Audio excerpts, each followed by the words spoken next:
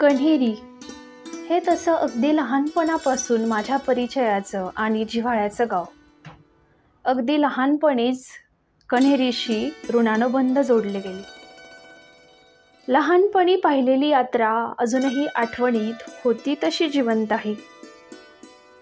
इथले हनुमान मंदिर अतिप्राचीन वाटावे असे दगडी बांधकामातील कोरीव काम केलेली सुंदर पुरातन वास्तू आहे असे वाटून धार्मिक श्रद्धा आणि इतिहासाचा चांगलाच मेळ बसतो. गावातील ग्रंथराज ज्ञानेश्वरी पारायण सोहळा सुंदररित्या दरवर्षी पार पडतो.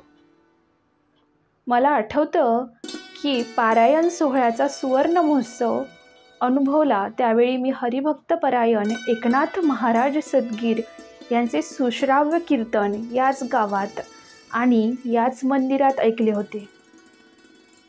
आता त्याला 10 वर्ष लोटली. इथे सहविद्यार्थी आल्यानंतर श्री हनुमान, श्री गणेश आणि श्री विठ्ठल रुक्मिणी यांच्या प्राचीन विग्रहांचे सुंदर दर्शन झाले. मंदिराच्या भव्य प्रांगणात तुळशी मातेच्या दर्शनाचाही भव्य दिव्य लाभ आम्हाला झाला. तिथूनच थोडे पुढे गेल्यानंतर श्री नृसिंह दत्तात्रेयांच्या मूर्तीचेही सुंदर दर्शन झाले आणि अवधूत चिंतन श्री गुरुदेव दत्त अशी हाक मनाने दिली.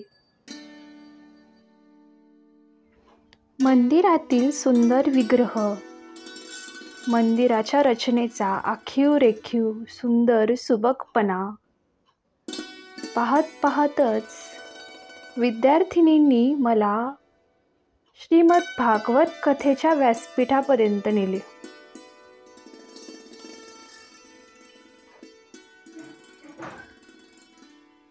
प्रथमच मी प्रत्यक्ष श्रीमद भागवत कथेचे व्यासपीठ पाहणार होते आणि हा अनुभव अतिशय रोमांचकारी असा होता.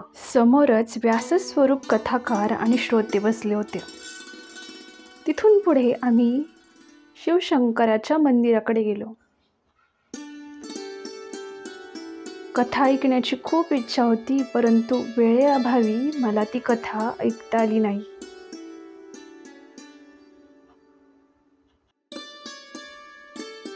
म्हणून कथाव्यासांचे आणि सर्व श्रोतावर्गांचे दर्शन घेऊन आम्ही शाळेच्या रस्त्याला निघणार होतो. परंतु विद्यार्थिनींनी गोरोबा काकांच्या मंदिराकडे चला असे म्हणून हट्टच धरला आणि आम्ही गोरोबा काकांच्या मंदिरातही गेलो. गोरोबा काकांची सुंदर मूर्ती पाहून भक्तिभाव मनात जागला. नामस्मरणात तल्लीन होऊन देहभान विसरलेले हे गोरोबा काका. गोऱ्या कुंभाराने भक्ती केली फार, त्याने केला मातीचा संसार, चिखल तुडविता तुडविले बाळ. हा अभंगही मी माझ्या वडिलांना संवादिनी सोबत गाताना लहानपणापासून ऐकत आहे.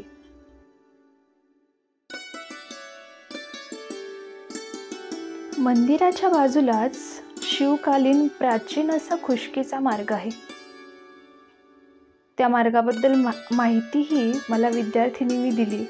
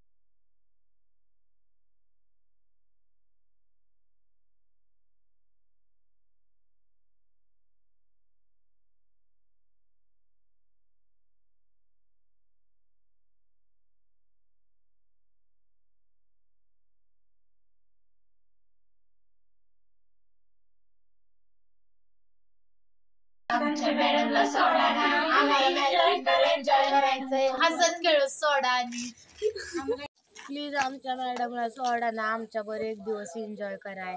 ओ काकी काका प्लीज कोण असताल ते प्लीज आमच्या मॅडमला सोडा. तुम्ही पण कसं लहानपणी एन्जॉय करायचं तसंच आता मॅडमला पण एन्जॉय करायचं आमच्यावर, आम्हाला पण मॅडमवर एन्जॉय करायचं. प्लीज सोडा ना.